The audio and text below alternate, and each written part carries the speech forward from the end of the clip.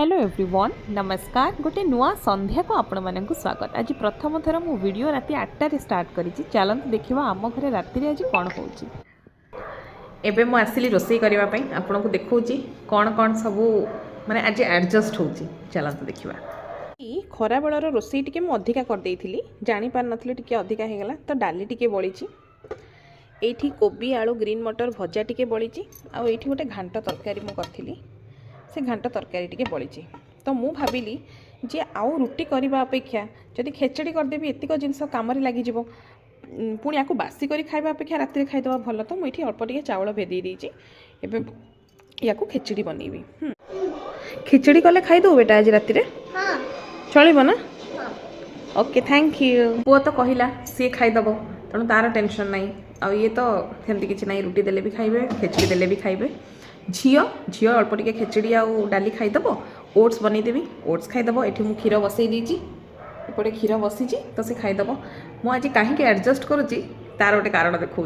हाँ आज एक्चुअली पुओ को पाठ पढ़ाऊली तो टे डेरी हो गला घर ओलाओली करके संध्या देदेली किंतु गोटे इंपोर्टेंट काम करें देखा सेटा है एतिक बासन आज रही जाइए से पुणी कौटी बोधे जाम हो जाइए तो पानी भर्ती हो जाइए मैंने पूरा आज हैरान हो एतिक बासन एवं माजिबी आज बहुत बासन पड़गला मुझे किसी माजि पारिनी तो मुझे जल्दी खाली खेचड़ीटा और टमाटो टिके भाजी देले मो पाखे टाइम बढ़िया बासन गुड़ा माजिदेवी। तो चलतु रोसई स्टार्ट करवा।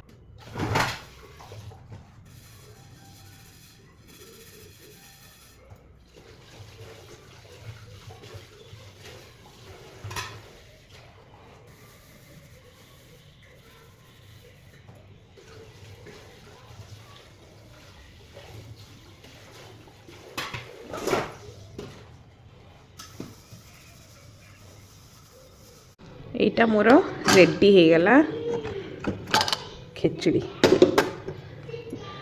फाइनली खिचड़ी रेडी एबे खिचड़ी डाली भजा सब टेरिए गरम करदे खाई बसवा आ ठाकुर घरटा बंद करदे ठाकुर घर भी सोइबा टाइम ठाकुर भी एबे सोइबे। चल नेक्स्ट खाइबा बढ़िबा आ तू टीवी देखु ता तोर सरीबनी 30 मिनिट्स हो गलानी टीवी चलची हैला जल्दी आ 5 मिनिट रे बंद करिवे हैला।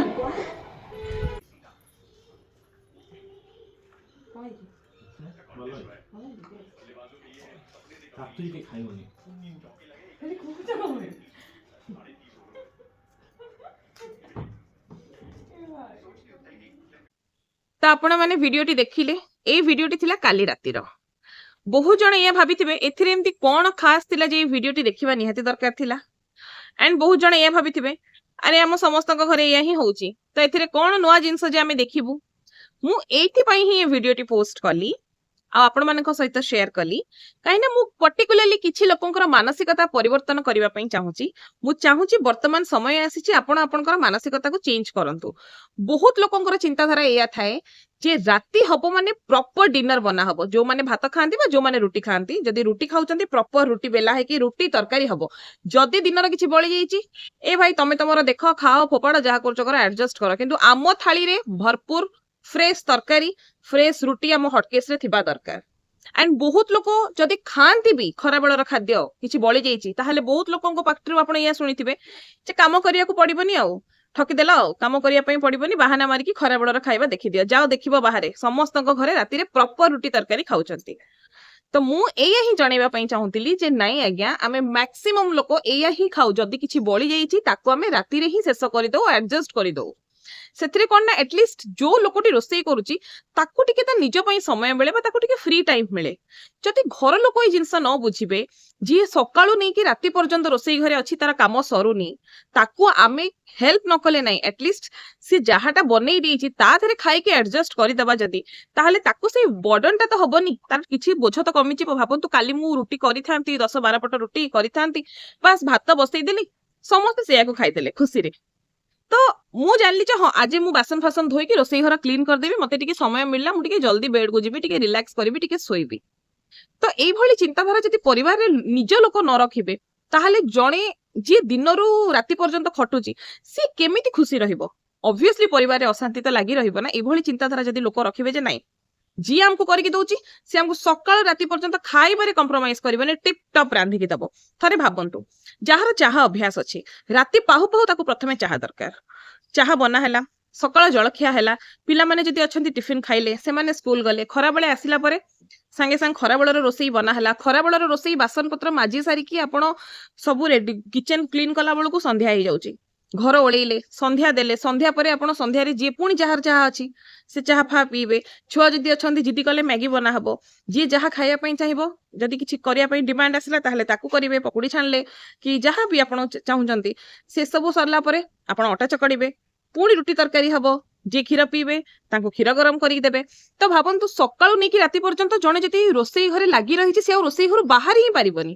ତେଣୁ ହପ୍ତାହରେ ଯଦି ଦିନେ ଆମେ ଛୋଟ ଛୋଟ ଜିନିଷରେ ଆଡଜଷ୍ଟ କରିଦବା, ଯଦି କିଏ ସନ୍ଧ୍ୟାବେଳେ ହେଭି ଖାଇଛି ସେ ଚେଷ୍ଟା କରିବ ଯେ ହଁ ଭାଇ ରାତିରେ ଆଉ କଣ ପୁଣି ଗୋଟାଏ ରୁଟି ଖାଇବା ପାଇଁ ମୁଁ ଜଣଙ୍କୁ କହିବି ରୁଟି କର ବୋଲି, କ୍ଷୀର ଟିକେ ପିଇକି ଶୋଇପଡିବି। ଆଉ ଯଦି ଜଣେ ଭାବିବ ହଁ ଆଜି ଦିନର ବଳି ଯାଇଛି ଭାତ ଟିକେ କରିଦେଲେ ଭାତ ଲଗେଇକି ଖାଇଦବା ଡାଲି ତରକାରୀ, ସେମିତି ଆଡଜଷ୍ଟ କଲେ ତ ଜଣେ ନିଜ ପାଇଁ ସମୟ ବାହାର କରିପାରିବ ନା। ନହେଲେ ପ୍ରତ୍ୟେକଟି ସ୍ତ୍ରୀ ଲୋକ ଆଜି ଏମିତି ମୁଁ ବେଳେବେଳେ ଚିନ୍ତା କରେ ଯେ ଭାଇ ମୁଁ ଏତେ ଲୋକଙ୍କର ଖାଇବା ରୋଷେଇ ବାସ କରି ମୁଁ ନିଜ ପାଇଁ 24 ଘଣ୍ଟା ଭିତରେ ମୁଁ ସମୟ କେମିତି କାଢିବି, ସେମିତି ଅନେକ ସ୍ତ୍ରୀ ଲୋକ ଏଇ ଜିନିଷ ଚିନ୍ତା କରୁଥିବେ। ଆଉ ବହୁତ ସ୍ତ୍ରୀ ଲୋକ କିଛି ଦିନ କରିବେ କରିବେ ଧୀରେ ଧୀରେ ଧୀରେ ଧୀରେ ତାପରେ ଆମେ ରାଗିବୁ, ଆମେ ଅଶାନ୍ତି ହବୁ, ଚିଡଚିଡ ହବୁ, ତ ଏଇ ଜିନିଷଟା ଘରେ ହିଁ ଅଶାନ୍ତି ସୃଷ୍ଟି ହବ। ତେଣୁ ଯଦି ପରିବାର ଲୋକ ଏଇ ଜିନିଷଟା ବୁଝିବେ ଯେ ନାଇଁ ଯିଏ ଏତେ କାମ କଲାଣି ସେ ଛାଡ ଆଜି ଏଇ ଓଳାଟା ରେଷ୍ଟ କରୁ। ଆପଣ ମାନେ ସମସ୍ତେ ଭାବନ୍ତି ଯେ ଆମେ ମାନେ ଘରେ ଅଛୁ ନା ଆମ ପାଖରେ ବହୁତ ଫ୍ରି ସମୟ ଅଛି। ମୁଁ ଆପଣଙ୍କୁ ଅନେଷ୍ଟଲି ଗୋଟେ ଜିନିଷ କହୁଛି, ମୁଁ ଲାଷ୍ଟ 5 ଦିନ ହେଲାଣି ଗୋଟେ ଫିଲ୍ମ ଷ୍ଟାର୍ଟ କରିଛି, ମୁଁ ତାକୁ ସାରି ପାରୁନି। ଗୋଟେ 2 ଘଣ୍ଟାର ପିକ୍ଚର ମୁଁ 5 ଦିନ ହେଲାଣି ସାରି ପାରୁନି। ମୁଁ ଟିକେ ଦେଖୁଛି ତାପରେ ଗୋଟେ କାମ ଅଛି, ଚାଲ ଛାଡ ରଖ ପୁଣି କାମ କରେ ଲାଗ। ମାନେ ମୁଁ ନିଜେ ଜାଣିଛି ଯେ ମୁଁ ଘର କାମ କରି ଲୁଗାପଟା ଆଣି ତୋଳି ସଫା କରି ଘର ଓଳି ଘର ପୋଛି ବାସନ ମାଜି ରୋଷେଇ କରି ପିଲାଙ୍କୁ ସ୍କୁଲ ଛାଡି ପାଠ ପଢି ପିଲାଙ୍କ ଖାଇବା ବୁଝି ହଜବେଣ୍ଡଙ୍କର ଖାଇବା ବୁଝି ତା ଭିତରେ ମୁଁ ୟୁଟ୍ୟୁବ ର ଭିଡିଓ ବନେଇ ତାକୁ ଏଡିଟ କରି ଅପଲୋଡ କରୁଛି, କେମିତି ଆଉ କେତିକି ସମୟ ବାହାର କରୁଛି ଆଉ ତା ପାଇଁ କଣ ଷ୍ଟ୍ରଗଲ କରୁଛି ସେଟା କେବଳ ମୁଁ ଜାଣିଛି।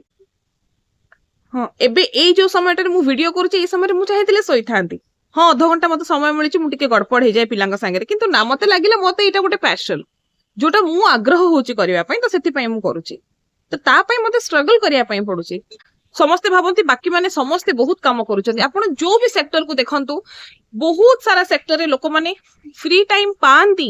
ଆମେ ଭାବନ୍ତି ଯେ ଫ୍ରି ଟାଇମ ପାଆନ୍ତିନି ବୋଲି, ନାଇଁ ମୋ ହଜବେଣ୍ଡ ବ୍ୟାଙ୍କିଂ ସେକ୍ଟରରେ ଅଛନ୍ତି ଯୋଉଠି ଆମେ ଜାଣିଛେ ପ୍ରଚୁର ୱାର୍କଲୋଡ ଅଛି, କିନ୍ତୁ ସେ ଗୋଟେ ଗୋଟେ ଦିନରେ ଛୁଟି ପାଇଲେ ପୁରା ଦିନରେ ସେ ଗୋଟେ ଗୋଟେ ୱେବ ସିରିଜ ସାରି ଦଉଛନ୍ତି। ମୁଁ ଭାବନ୍ତୁ ଗୋଟେ ଫିଲ୍ମ ସାରି ପାରୁନି 5 ଦିନରେ, କାହିଁକି ନା ସେ ଛୁଟି ଦିନ ନା, ସେ ଜାଣିଛନ୍ତି ତାଙ୍କର ଏଟା ହଉଛି ରେଷ୍ଟ ଡେ, କିନ୍ତୁ ମୋର ରେଷ୍ଟ ଡେ କାହିଁ? ଯଦି ଏଇଟା ଆମ ପରିବାର ଲୋକ ନ ବୁଝିବେ ତାହେଲେ କିଏ ବୁଝିବ ଯେ ଆମକୁ ବି ଏଟଲିଷ୍ଟ ଗୋଟେ ହପ୍ତାହରେ ଗୋଟେ ଓଳି ତ ରେଷ୍ଟ ଦରକାର।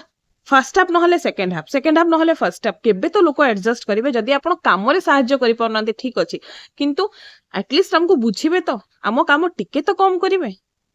ମୋର ଭିଡିଓରେ କହିବାର ଅର୍ଥ ଏଇଆ ଥିଲା ଯେ ପ୍ଲିଜ ପରିବାରରେ ସବୁ ଲୋକ ବୁଝନ୍ତୁ ଯେ ଆମେ ମାନେ ଜେନୁଇନଲି ଡେଲି ପରିଶ୍ରମ କରୁଛୁ, ଡେଲି କାମ କରୁଛୁ, ତ ଆମକୁ ବି ଟିକେ ରେଷ୍ଟ ଦରକାର। ଆମେ ବି ଚାହୁଁଛୁ ଆମକୁ ବି ଟିକେ ମି ଟାଇମ ଦରକାର, ଆଉ ସେଇଟା ନିଜ ପରିବାର ଲୋକ ଛଡା ଆଉ କେହି ବୁଝିପାରିବେନି। ମୋ ଭିଡିଓରେ କେବଳ ଆପଣଙ୍କୁ ଏତିକି ହିଁ ଜଣେଇବାର ଥିଲା। ଆଶା କରୁଛି ମୋ ଭିଡିଓଟି ଭଲ ଲାଗିଥିବ। ଯଦି ଭଲ ଲାଗିଛି ପ୍ଲିଜ ମୋ ଚ୍ୟାନେଲକୁ ସବସ୍କ୍ରାଇବ କରିବେ, ମୋ ପିଲାଙ୍କୁ ଆଶୀର୍ବାଦ କରିବେ, ମତେ ଭଲ ପାଇବା ଦେବେ। ରହିଲି, ନମସ୍କାର, ଜୟ ଜଗନ୍ନାଥ।